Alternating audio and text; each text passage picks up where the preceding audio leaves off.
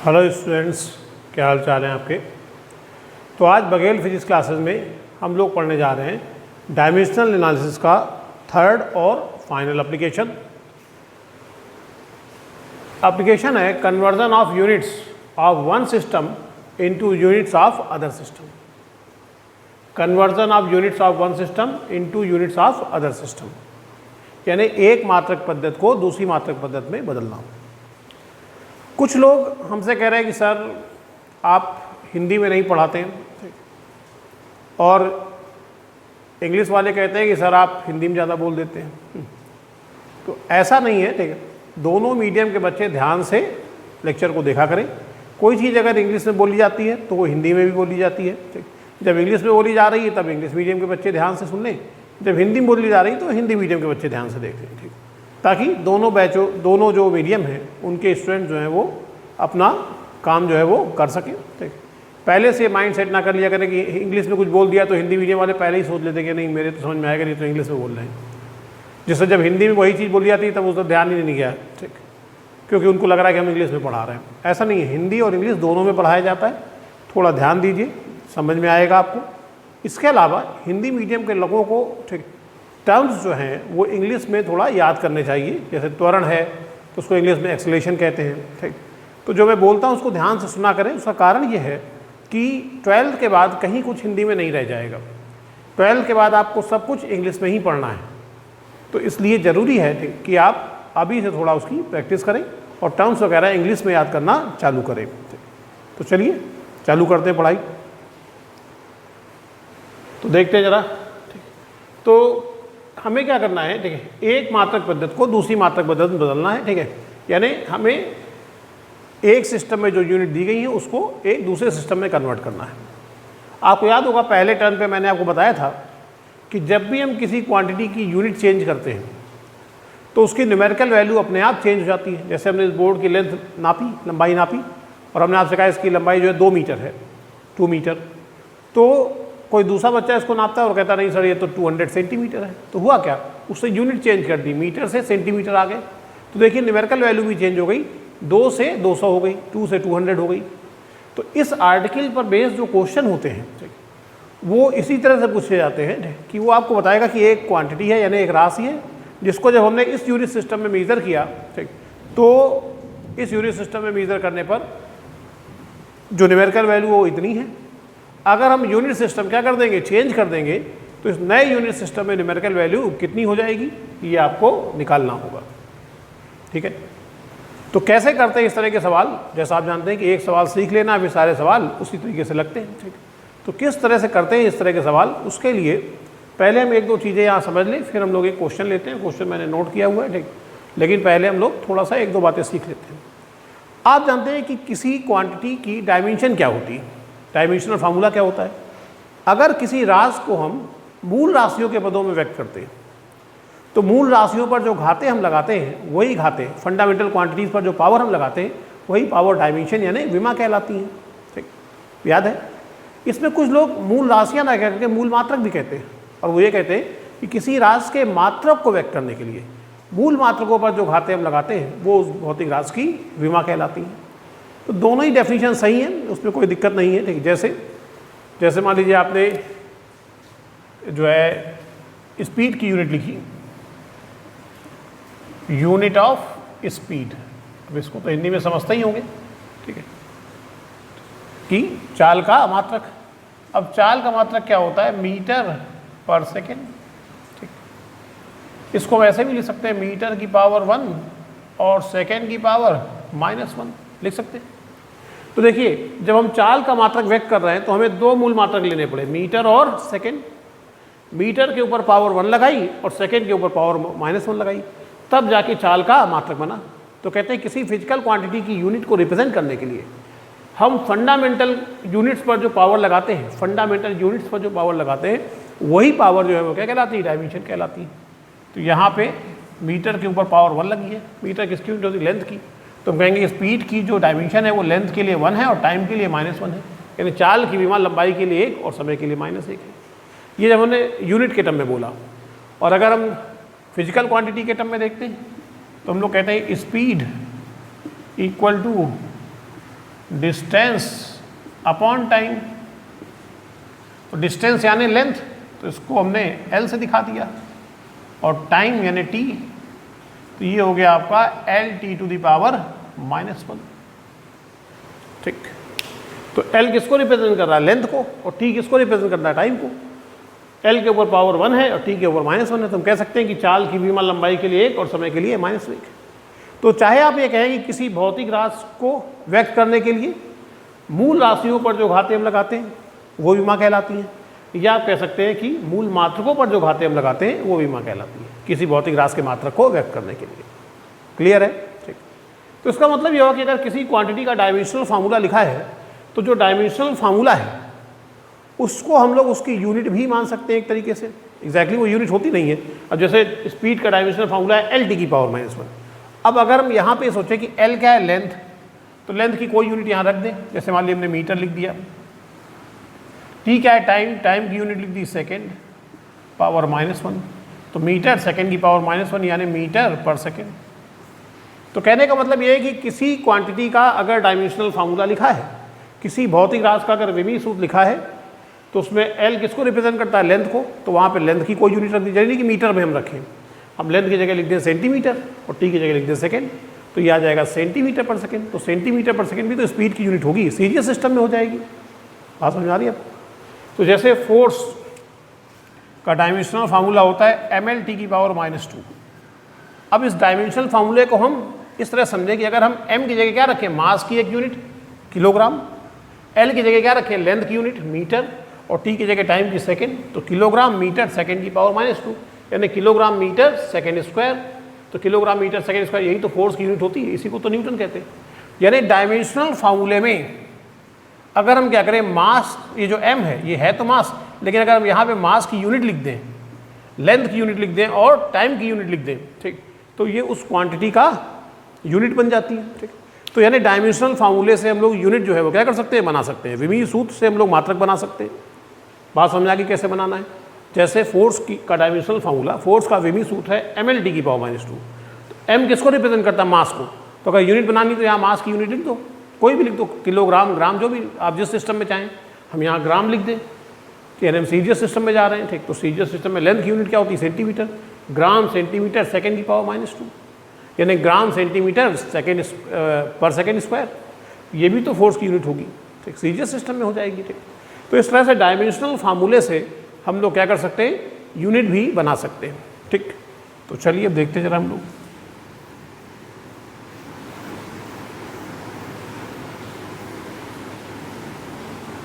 इतनी बात समझ में आ गई कि डायमेंशनल फार्मूले से हम किसी फिजिकल क्वांटिटी की यूनिट नोट कर सकते हैं। मान लीजिए कि एक कोई फिजिकल क्वांटिटी है और उसको हमने जब एक यूनिट सिस्टम में मेजर किया, तो उस यूनिट सिस्टम में उसकी न्यूमेरिकल वैल्यू क्या आई? n1, और न्यूमेरिकल वैल्यू उसकी n1 है। पहले यूनिट सिस्टम में उसकी न्यूमेरिकल वैल्यू जो है वो n1 है, और यूनिट उसकी जो है वो u1 है। फिर हमने यूनिट सिस्टम चेंज कर दिया। अब नए यूनिट सिस्टम में उसकी यूनिट मान लेते हैं u2 हो गई। आप जानते हैं जब यूनिट चेंज करेंगे तो न्यूमेरिकल वैल्यू भी चेंज होती है। नई न्यूमेरिकल वैल्यू n2 हो गई। तो आप जानते हैं कि n1 u1 बराबर होगा n2 u2 के। ये मैंने आपको पहले टर्म में सिखाया था कि n1 u1 क्या है? ये आपने किसी फिजिकल क्वांटिटी को मेजर किया है, और n2 u2 ये भी उसी फिजिकल क्वांटिटी को आपने मेजर किया है दूसरी यूनिट सिस्टम में। तो चूंकि ये दोनों हैं तो उसी क्वांटिटी को मेजर किया है ना, तो दोनों आपस में तो बराबर ही होंगे। जैसे इस बोर्ड की लंबाई एक लड़का नापे 2 मीटर और दूसरे ने मेजर किया सेंटीमीटर की तरफ से, तो उसने कहा इस बोर्ड की लेंथ 200 सेंटीमीटर है। तो हैं तो दोनों बोर्ड की लेंथ ही ना, तो आपस में तो क्या होंगी? बराबर होंगी कि 2 मीटर इक्वल टू 200 सेंटीमीटर। ठीक, तो 2 मीटर इक्वल टू 200 सेंटीमीटर तो होगा ही होगा, क्योंकि दोनों बोर्ड की लेंथ है। ठीक, अब ये मत सोचिए कि हमें पता है कि 1 मीटर बराबर 100 सेंटीमीटर, अभी हम मान रहे हैं वो हमें नहीं पता, लेकिन हम कॉमन सेंस ये तो सोच सकते हैं कि दोनों उसी बोर्ड की लेंथ है तो आपस में बराबर होगी। तो एक यूनिट सिस्टम में किसी फिजिकल क्वांटिटी यानी किसी भौतिक राशि का मात्रक u1 है, उसमें उसका आंकिक मान n1 है। जब मात्रक पद्धति बदल के हमने u2 कर दी, ठीक, और उसका जो आंकिक मान है वो बदल के n2 हो गया, तो भी हमें पता है n1 u1 बराबर होगा n2 u2 के। तो ये फार्मूला मैंने आपको बताया था कि फार्मूले की तरह काम करता है पहले टर्म में। तो n1 u1 equal to n2 u2। ठीक, अब अगर हम मान लें कि जो फिजिकल क्वांटिटी है उसकी जो डायमेंशन है, ये जो भी भौतिक राशि उसकी, उसका विमीय सूत्र m की पावर a, l की पावर b और t की पावर c है। हमने मानी ये जो भी फिजिकल क्वांटिटी है उसका डायमेंशनल फार्मूला, उसका जो विमीय सूत्र होता है वो m की पावर a, l की पावर b और t की पावर c है। अब हमें पता नहीं कौन सी फिजिकल क्वांटिटी है। अगर फोर्स होगी तो हमें पता है फोर्स के लिए ml t की पावर -2 होता है, तो वहाँ a = 1, b = 1 और c = -2 हो जाएगा। हमें पता तो है नहीं कौन सी क्वांटिटी, तो हमने जनरली मान लिया कि ये जो भी भौतिक राशि है उसका विमीय सूत्र ये है। तो अब विमीय सूत्र से हम लोग क्या कर सकते हैं, यूनिट लिख सकते हैं। तो n1, अगर हम मान लें कि पहला यूनिट सिस्टम जो है उसमें मास की यूनिट जो है वो m1 है, तो यहाँ पे हमने m1 लिख दिया, और लेंथ जो है उसकी यूनिट जो है वो L2 है। हो सकता है लेंथ की लंबाई, लेंथ जो है वो मीटर में मीजर हो रही हो या सेंटीमीटर में, किसी एक सिस्टम में मीजर हो रही हो सकता है किलोमीटर में हो रही हो। हमने मान लिया जो भी यूनिट सिस्टम है उसमें लेंथ की यूनिट जो है वो L2 है। तो आप जानते हैं कि डायमेंशनल फार्मूले में m की जगह क्या रख दो, मास की यूनिट। तो हमने मान लिया कि मास की यूनिट जो है वो m1 है, लेंथ की यूनिट जो है वो L2 है और टाइम की यूनिट जो है वो T2 है। ठीक, तो हमने उसके विमीय सूत्र m की पावर a, l की पावर b और t की पावर c में m की जगह मास की यूनिट, हमने मान लिया पहले यूनिट सिस्टम में मास की यूनिट m1 है, लेंथ की यूनिट L2 है और टाइम की यूनिट T2 है। तो हमने वहाँ पे रखा, तो ये पहली यूनिट सिस्टम में इसकी यूनिट बन गई। ऐसे ही तो यूनिट बनाते ही बताया था। ठीक, तो U1 की जगह लिख दिया हमने इसको। अब सेकेंड यूनिट सिस्टम में न्यूमेरिकल वैल्यू n2 है। अब सेकेंड यूनिट सिस्टम में यूनिट क्या होगी, कैसे निकालेंगे, वही तरीका। सेकेंड यूनिट सिस्टम में मान लेते हैं मास की जो नई यूनिट हो गई वो m2 हो गई, तो m मास की जगह मास की यूनिट लिख दो, m2 की पावर a। लेंथ की इस नए सिस्टम में यूनिट L2 हो गई और टाइम की जो है वो T2 हो गई। समझ आ गई बात। ठीक, जैसे एक्सेलरेशन जो है त्वरण, कभी हमने मीटर पर सेकेंड स्क्वायर में मापा, तो पहले यूनिट सिस्टम में लेंथ की यूनिट मीटर और टाइम की सेकेंड थी, और बाद में हमने उसको जो है किलोमीटर पर आवर स्क्वायर में माप लिया। ठीक, तो दूसरे सिस्टम में लेंथ की यूनिट किलोमीटर हो गई और टाइम की क्या हो गई, आवर हो गई, घंटे हो गई। ठीक, बात समझ आ रही है आपको। ठीक, तो U1 की जगह लिख दिया m1 की पावर a, L2 की power b, T2 power sorry m1 की पावर a, L1 की पावर b, T1 की पावर c। जहाँ m1 L1 T1 क्या है, ये पहले यूनिट सिस्टम में ठीक मास, लेंथ और टाइम की यूनिट है, यानी पहली मात्रक पद्धति में द्रव्यमान, लंबाई और समय के मात्रक है। ऐसे ही m2 L2 T2 ये दूसरी मात्रक पद्धति में द्रव्यमान, लंबाई और समय के मात्रक है। क्लियर है। अब हमें तो n2 निकालना है, तो यहाँ से n2 = n1, m1 की पावर a, L1 की पावर b, T1 की पावर c अपॉन m2 की पावर a, L2 की पावर b, T2 की पावर c। अब हम इसमें क्या करें, अगर मास वाले टर्म एक साथ कर लें, m1 अपॉन m2 की power a, L1 upon L2 की power b, T1 upon T2 की पावर c। तो ये आप इस आर्टिकल पर बेस्ड न्यूमेरिकल इसी स्टेप से भी लगा सकते हैं, और चाहे तो आप इस फॉर्मूले को यूज़ कर सकते हैं, क्योंकि हर सवाल में करना क्या होगा, सेकेंड यूनिट सिस्टम में न्यूमेरिकल वैल्यू निकालनी होगी, दूसरी मात्रक पद्धति में आंकिक मान। तो दूसरी मात्रक पद्धति में आंकिक मान निकालने का ये सूत्र आप याद कर सकते हैं, n2 = n1, m1 अपान m2 की power a, L1 upon L2 की पावर b, T1 अपान T2 की पावर c। इससे लगा लेंगे। इसमें n1 क्या है, पहली मात्रक पद्धति में आंकिक मान, न्यूमेरिकल वैल्यू वो आप खुद ही गई होगी। m1 L1 और T1 ये पहली मात्रक पद्धति में द्रव्यमान, लंबाई और समय के मात्रक है, मास, लेंथ और टाइम की यूनिट है। m2 L2 T2 ये दूसरी मात्रक पद्धति में द्रव्यमान, लंबाई और समय के मात्रक है, यानी मास, लेंथ और टाइम की यूनिट है। ABC जो है पावर है, या आप कह सकते हो इसकी डायमेंशन है। क्लियर हो गई बात आपको। जरा भी कोई दिक्कत हो तो आप बताइए। सबकी समझ में आ गई बात। ठीक, तो ये है, इससे हम लोग लगाएंगे। अब न्यूमेरिकल हल करने के लिए क्या करते हैं हम लोग, सबसे पहले जिस फिजिकल क्वांटिटी यानी जिस भौतिक राशि का मात्रक बदल रहा है, सबसे पहले उसका डायमेंशनल फार्मूला लिख लेते हैं, विमीय सूत्र लिख लेते हैं। विमीय सूत्र लिखने से क्या होगा, हमें ABC की वैल्यू मिल जाएंगी, वो हम यहाँ रख देंगे। फिर m1 m2 L1 L2 T1 T2 की वैल्यू रख देते हैं। फिर आप जानते हैं ये न्यूमेरिकल वैल्यू निकालने का फार्मूला है, तो इससे न्यूमेरिकल वैल्यू निकलनी चाहिए। ठीक, n2 है ना, n2 माने न्यूमेरिकल वैल्यू निकालने का फार्मूला। तो हम क्या करते हैं, इसमें ऊपर नीचे की यूनिट सेम कर लेते हैं। किसी को भी किसी में बदल लीजिए, बस ऊपर नीचे की यूनिट सेम कर लीजिए, तो यूनिट से यूनिट कैंसिल हो जाएंगी, सिर्फ न्यूमेरिकल वैल्यू बचेगी, उसी को हम लोग क्या कर लेंगे, सॉल्व कर लेंगे। ठीक, तो ये मैंने आपको एक समझाया कि कैसे हम लोग यहाँ तक पहुँचे। ठीक है, ये कोई बताता नहीं, सीधे लोग फार्मूला याद करा देते हैं। ठीक है, और मैंने बताया फार्मूला कहाँ से आया। अब मतलब की बात ये है कि आपको फार्मूला याद होना चाहिए, n2 = n1, m1 upon n2 power a, L1 upon L2 power b, T1 upon T2 की पावर c। क्लियर है। तो चलिए देखते हैं हम लोग कैसे लगेगा इस पर बेस क्वेश्चन। तो इस पर बेस एक क्वेश्चन हम लोग लेते हैं और क्वेश्चन है पहले इंग्लिश मीडियम में, इंग्लिश में सुने। The density of mercury is 13.6 into 10⁻³ kilogram per metre cube. Find the value of that of in gram per centimetre cube. ठीक है, the density of mercury is 13.6 into 10⁻³ kilogram per metre cube, kg per metre cube. Find the value of that of in gram per centimetre cube, यानी पारे का जो घनत्व है वो 13.6 × 10⁻³ kilogram प्रति मीटर क्यूब है। हमें इसका मान ग्राम प्रति सेंटीमीटर क्यूब में निकालना है।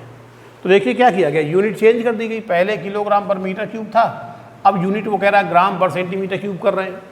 तो इस नए यूनिट सिस्टम में इसकी न्यूमेरिकल वैल्यू क्या होगी निकालना है।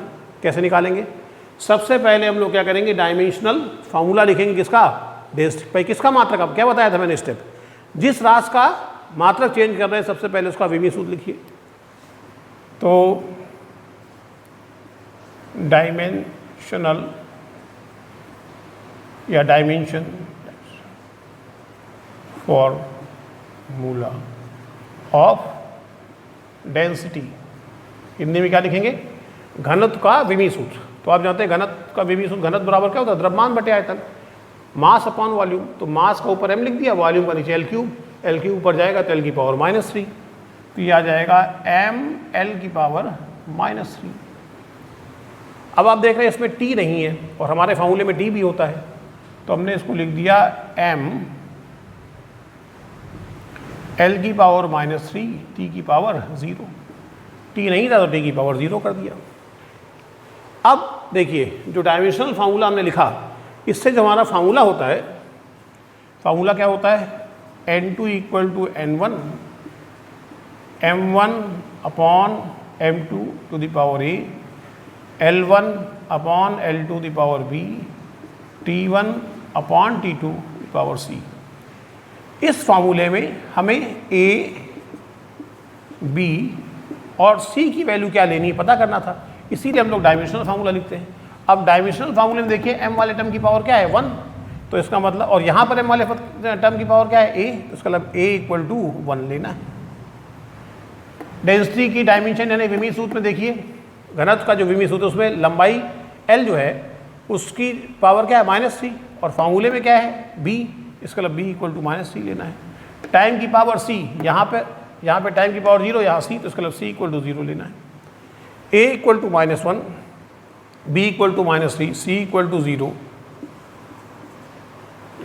यहाँ नीचे लिख देंगे। Now substituting a = 1, b = -3, c = 0 in given formula, यानी a, b, c के मान इस समीकरण में रखने पर। ठीक है, तो जब आप ये रखेंगे इसमें तो आपका फार्मूला हो जाएगा N2 = N1 M1 upon M2 की पावर a की वैल्यू 1 है, L1 अपॉन L2 की पावर b की वैल्यू -3 है,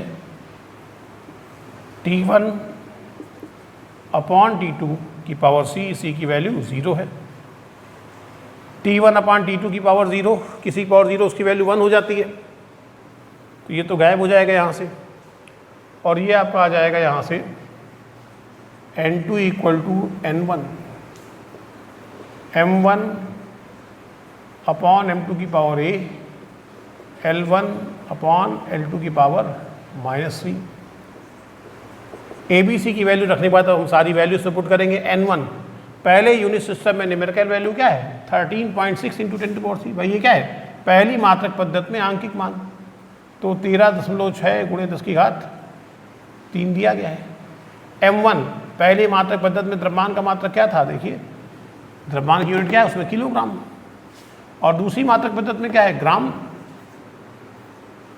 पहली मात्रक पद्धति में लंबाई का मात्रक क्या दिखाई दे रहा है मीटर, कुछ लोग कहते हैं मीटर क्यूब, मीटर क्यूब नहीं, लेंथ की यूनिट क्या है मीटर है, ठीक।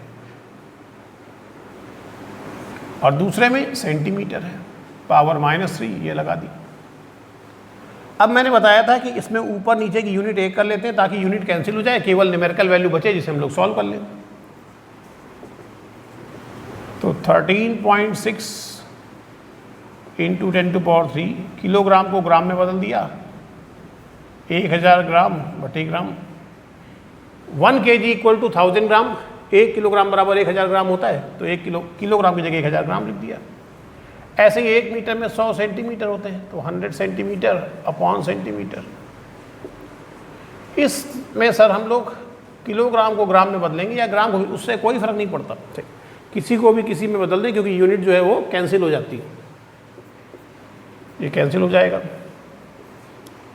और N2 इक्वल टू आ जाएगा 13.6 इंटू 10⁻³ इंटू 1000 इंटू 100 को हम लोग लिख सकते हैं 10⁻² और उसकी पावर -3 है, तो ये हो जाएगा 10⁻⁻6 और 1000 इसमें मल्टीप्लाई होकर हो जाएगा 10⁻+6, तो ये 10⁻+6 और 10⁻⁻6 मल्टीप्लाई होकर के 10⁻0 बचेगा, 10⁻0 यानी 1, तो N2 बचेगा केवल 13.6। इसके आगे कोई यूनिट नहीं लिखेंगे, कुछ लोग यहाँ आगे लिख देते हैं ग्राम पर सेंटीमीटर क्यूब, यूनिट बची कहाँ, यूनिट तो कैंसिल हो गई है, ये सिर्फ न्यूमेरिकल वैल्यू है और ये हम पहले से जानते हैं कि हमने किस में निकाला है, ग्राम पर सेंटीमीटर क्यूब में। तो अब हम नीचे लिख सकते हैं कि so the density of mercury will be 13.6 gram per centimetre cube. नीचे लैंग्वेज में आप लिख सकते हैं कि अतः पारे का घनत्व 13.6 ग्राम पर सेंटीमीटर क्यूब होगा। पर ये जो आपने N2 निकाला है इसके आगे यूनिट नहीं लिखी जाएगी, यूनिट कैंसिल हो गई है, ये सिर्फ न्यूमेरिकल वैल्यू निकालने का फार्मूला है। यूनिट क्या होगी वो तो हम लोग पहले से ही जानते हैं, ग्राम पर सेंटीमीटर क्यूब हो जाएगी। तो आप इसका एक स्क्रीनशॉट जो है वो ले लीजिए और जो बच्चे हिंदी में सवाल नोट करना चाहें, इंग्लिश में तो बोर्ड पे लिखा हुआ है, हिंदी में आप लिख सकते हैं कि पारे का घनत्व 13.6 × 10⁻³ किलोग्राम पर मीटर क्यूब है, इसका मान ग्राम प्रति सेंटीमीटर क्यूब में ज्ञात करिए। ठीक है, चलिए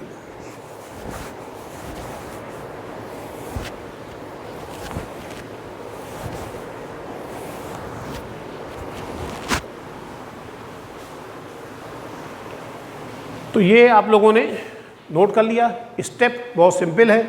सबसे पहले क्या करना है, जिस भौतिक राशि का मात्रक बदल रहे हैं उसका विमी सूत्र लिखिए, जिस फिजिकल क्वांटिटी की यूनिट चेंज कर रहे हैं उसका डायमेंशनल फार्मूला लिखा। डायमेंशनल फार्मूला इसलिए लिखते हैं ताकि हमें इस फार्मूले में ABC की वैल्यू क्या लेनी हो पता लग जाए। डायमेंशनल फार्मूले ने विमी सूत्र में देखा m की पावर कितनी है, 1 है, यहाँ m की पावर कितनी है, a, तो इसका मतलब a = 1 चलेगा। यहाँ l की पावर b है और वहाँ -3, इसका मतलब b = -3 लिया जाएगा। फार्मूले में t की पावर c और उधर 0, इसका मतलब c = 0 लिया जाएगा। जो आपको पता लग गया ABC की वैल्यू वो यहाँ रख लीजिए। रखने के बाद जो फार्मूला बचा, जैसे इसमें से t वाला टर्म गायब हो गया था, जरूरी नहीं कि गायब हो, ठीक, अगर मान लीजिए c की वैल्यू कुछ होती तो t वाला टर्म गायब ना होता, यहाँ c की वैल्यू 0 थी तो t वाला टर्म गायब हो गया। बहरहाल ABC की वैल्यू रखने के बाद जो भी बचा है उसमें हम बाकी सारी वैल्यू पुट कर देंगे, यानी n1, m1, m2, l1, l2, t1, t2 ये पुट कर देंगे और उसके बाद ऊपर नीचे की यूनिट सेम कर लीजिए। ऐसा करने से यूनिट कैंसिल हो जाएंगे, सिर्फ न्यूमेरिकल वैल्यू बचेगी, उसी न्यूमेरिकल वैल्यू को आप सॉल्व कर लीजिए, हो गया काम आपका। तो इस आर्टिकल पर बेस्ड जितने भी क्वेश्चन हैं वो सब इसी ढंग से सॉल्व हो जाते हैं। तो ये आपका डायमेंशनल एनालिसिस चैप्टर जो है वो मेरी तरफ से कंप्लीट हो गया है। हमने आपको हर तरह के क्वेश्चन लगाने का मेथड बता दिया है। अब आपके पास अगर कोई बुक है तो आप उस बुक से सवाल लगा सकते हैं, और अगर अभी आपने कोई बुक नहीं ली है तो कम से कम जो न्यूमेरिकल मैं आपको कराता हूँ एक रजिस्टर बनाइए, जो न्यूमेरिकल मैं आपको करा रहा हूँ उन न्यूमेरिकल्स को तो कम से कम लगा ही लीजिए, ठीक। तो इससे भी आपकी अच्छी तैयारी हो जाएगी, ठीक। अब आप जो है, ठीक है, अच्छा इसमें एक चीज़ और देख लीजिए कि डायमेंशनल एनालिसिस जो है, ठीक है, इसकी कमियां क्या हैं। उपयोग तो हम लोगों ने पढ़ लिए कि हम इससे क्या क्या कर सकते हैं। अब इसमें कमियां क्या क्या हैं। कमियां जैसे कि मैंने आपको बताया था कि जब हम कई फिजिकल क्वांटिटी में रिलेशन निकालते हैं तो जो प्रोपोर्शनैलिटी कांस्टेंट k आता है उसकी वैल्यू हम डायमेंशनली नहीं निकाल सकते। याद है, बताया था कि k के टर्म में ही आंसर लिखना पड़ेगा, k का मान विमी से नहीं निकलता। सेकेंड, मैंने आपको ये भी बताया था कि अगर कोई समीकरण डायमेंशनली बैलेंस है, यानी विमी से हम किसी समीकरण की सत्यता की जांच नहीं कर सकते, वो सही है या गलत ये नहीं बता सकते, ठीक। हम केवल वो डायमेंशनली बैलेंस है या नहीं ये बता सकते हैं, यानी कोई समीकरण विमी से तो सही हो गया तो उसमें किसी न्यूमेरिकल वैल्यू की गलती हो सकती है। जैसे बताया था S = UT + 10AT²। इसको अगर आप डायमेंशनली चेक करेंगे तो बिल्कुल करेक्ट लगेगा, ठीक, कि हर टर्म की डायमेंशन एक ही आ रही, पर आप जानते हैं समीकरण गलत है, ठीक। इसके अलावा ऐसी कोई भी इक्वेशन जो ट्रिग्नोमेट्रिकल टर्म में हो, यानी उसमें त्रिकोणमिति फलन साइन कॉस tan आ जाए, या लॉग आ जाए, या एक्सपोनेंशियल चर घातांकी पद आ जाए, बताया था e की पावर, तो हम उसका एनालिसिस तो कर सकते हैं डायमेंशनली। एनालिसिस करने का मतलब ये है कि वो सही है या गलत है, ये तो चेक कर सकते हैं, उसको विवि से चेक कर सकते हैं, ठीक है, कि वो डायमेंशनली बैलेंस है या नहीं बैलेंस है, ये चेक कर सकते हैं, लेकिन उसको डायमेंशनली इस्टेब्लिश नहीं किया जा सकता। विवि इससे वो समीकरण प्राप्त नहीं कर सकते हैं। जैसे मैंने आपको एक t = k√L/g प्रूव कर मतलब निकाल के दिखाया था, उसमें बताया गया था कि टाइम पीरियड t जो है वो L, M और g पर डिपेंड करता है, और हमने t का फार्मूला निकाल दिया था। लेकिन अगर किसी इक्वेशन में साइन कॉस tan लॉग या एक्सपोनेंशियल आ जाता है, तो वो फार्मूले जो है वो आप डायमेंशनली इस्टेब्लिश नहीं कर सकते, विवि से उन्हें स्थापित नहीं कर सकते, ठीक है। इसके अलावा अगर कोई भौतिक राशि 3 से अधिक राशियों पर डिपेंड करती है, 3 पर डिपेंड कर रही है या 3 से कम पर, तब तक तो फार्मूला निकाल सकते हैं। अगर 3 से ज़्यादा क्वांटिटीज़ पर डिपेंड करने लगी, ठीक है, तो डायमेंशनली उसके लिए कोई फार्मूला हम लोग नहीं निकाल पाते, क्योंकि जब आप जानते हैं जितनी चीज़ों पर डिपेंड करता है उनकी अननोन पावर मानते हैं कि इसकी पावर a, इसकी पावर b, इसकी पावर c पर डिपेंड कर रहा है। अगर 4 चीज़ों पर डिपेंड करेगा तो हमें फिर 4 अननोन पावर माननी पड़ेंगी, इसकी पावर a, इसकी पावर b, इसकी पावर c, और चौथे की पावर d पर डिपेंड कर रहा है। उसके बाद हम दोनों पक्षों की विमाएँ लिखते हैं, डायमेंशन लिखकर फिर उसको इक्वेट करते हैं। जब इक्वेट करेंगे तो आप इक्वेशन केवल 3 ही बनेंगी मैक्सिमम। आप जानते हैं जितनी अज्ञात राशियाँ होती हैं हमें उतने ही समीकरण चाहिए होते हैं उनके मान निकालने के लिए। अब यहाँ अज्ञात राशियाँ यानी अननोन क्वांटिटीज 4 हो गई, अननोन टर्म 4 हो गए, इक्वेशन केवल 3 बन रही है, तो 3 इक्वेशन से 4 अननोन टर्म नहीं निकलते, और जब तक ABCD की वैल्यू नहीं मिलेंगी तब तक आप फार्मूला नहीं निकाल सकते। तो ये डायमेंशन एनालिसिस जो है, ठीक है, उसकी कमियाँ हैं कि उसके दोष क्या क्या हैं, ठीक, तो फेल्योर क्या क्या है, कहाँ कहाँ वो फेल हो जाती है, ठीक। तो डायमेंशन एनालिसिस की जो लिमिटेशन है, लिमिटेशन कह लीजिए, फेल्योर कह लीजिए, जो भी कह लीजिए, ठीक। तो मैंने क्या बताया जल्दी से एक बार फिर से सुन लेते हैं। सबसे पहले कोई इक्वेशन अगर डायमेंशनली बैलेंस भी है तो भी वो सही होगी, हम यकीन से नहीं कह सकते। जब हम कई राशियों में संबंध स्थापित करते हैं तो आने वाले प्रोपोर्शनैलिटी कांस्टेंट k की वैल्यू नहीं निकाल पाते हैं, ठीक। प्रोपोर्शनैलिटी कांस्टेंट को हिंदी में क्या कहते हैं, अंतमानुपाती नियतांक, उसका मान नहीं निकलता है, ठीक। कोई भी ऐसी इक्वेशन जो साइन कॉस tan लॉग के टर्म में होती है उसे हम लोग विवि से उसकी विवेचना तो कर सकते हैं, उसका एनालिसिस कर सकते हैं, लेकिन उसे इस्टेब्लिश नहीं कर सकते, उसे स्थापित नहीं कर सकते। इसके अलावा कोई भौतिक राशि अगर 3 से अधिक राशियों पर डिपेंड करती है तो डायमेंशनली हम उसके लिए भी कोई फार्मूला नहीं निकाल सकते। समझ में आ गई बात, ठीक। तो ये एक क्वेश्चन मैंने आपको बताया है, ठीक, और एक क्वेश्चन मैं आपको घर से करने के लिए दे देता हूँ, इसको पहले तैयार करिएगा, और फिर दूसरा क्वेश्चन जिसके पास बुक्स नहीं है वो दूसरे इस क्वेश्चन को लगाएगा घर में और देखेगा क्या आंसर आता है इसका। मेरी तरफ से चैप्टर बिल्कुल कंप्लीट हो गया है, आपके पास बुक है तो आप बुक से लगाइए इसको, ठीक। क्वेश्चन ये है कि स्मॉल जी आप जानते हैं ना, गुरुत्वीय त्वरण, एक्सेलरेशन ड्यू टू ग्रेविटी, इसकी वैल्यू भी सब लोग जानते हैं 9.8 मीटर पर सेकेंड स्क्वायर है। तो आपसे कहता है कि गुरुत्वीय त्वरण का मान 9.8 मीटर पर सेकेंड स्क्वायर होता है, acceleration due to gravity is equal to 9.8 metre per second square. वो कहता है कि अगर हम लोग लेंथ को सेंटीमीटर में तो, या लेंथ को चलिए किलोमीटर में, और टाइम को घंटे में मापना चालू कर दें, यानी लेंथ को मीटर में, टाइम को आवर में मेजर करना चालू कर दें, तो इस नए यूनिट सिस्टम में जी की वैल्यू क्या होगी। अब आप जानते हैं क्या चेंज किया आपने, मीटर की जगह किलोमीटर कर लिया, तो यूनिट में यहाँ तो किलोमीटर आ जाएगा और सेकेंड स्क्वायर की जगह आवर स्क्वायर हो जाएगा। अब मात्रक हमें पता लग गया, वो कह रहा है लेंथ को हम मीटर की जगह किलोमीटर में मेजर करने लगे, लंबाई मीटर में ना माप के किलोमीटर माप रहे हैं, समय को घंटे में माप रहे हैं, तो इस नई मात्रक पद्धति में गुरुत्वीय त्वरण का आंकिक मान क्या होगा ये आपको बताना है।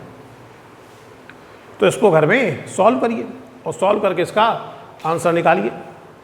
अभी एक लेक्चर हम और डायमेंशन का लेंगे जिसमें डायमेंशन के कुछ अच्छे सवाल आपको बताएंगे, ठीक है, जो कंपटीशन लेवल के होंगे। अभी मैंने आपका बोर्ड लेवल का ये कंप्लीट कर दिया है, आप इसको तैयार कर लीजिए। उसके बाद में एक लेक्चर और लेंगे न्यूमेरिकल का, तब तक आपको 1-2 टर्न दे रहे हैं, आप इसके घर में सवाल वाल कंप्लीट कर लें। किसी को अगर कोई न्यूमेरिकल पूछना हो तो आप कमेंट सेक्शन में जाके पूछ भी सकते हैं, ठीक। और ये क्वेश्चन आपको लगाना है। नेक्स्ट टर्न पे जब मैं आपको इसके न्यूमेरिकल बताऊंगा तब ये भी बताऊंगा, तो आप अपना मिला लेंगे कि सही लगा या गलत, पर उसके लिए पहले एक बार इसको घर में लगाइए ज़रूर। तो पढ़ाई करते रहिए, घर पे रहिए और अपना ख्याल रखिए, अपने बड़ों का ख्याल रखिए। Thank you.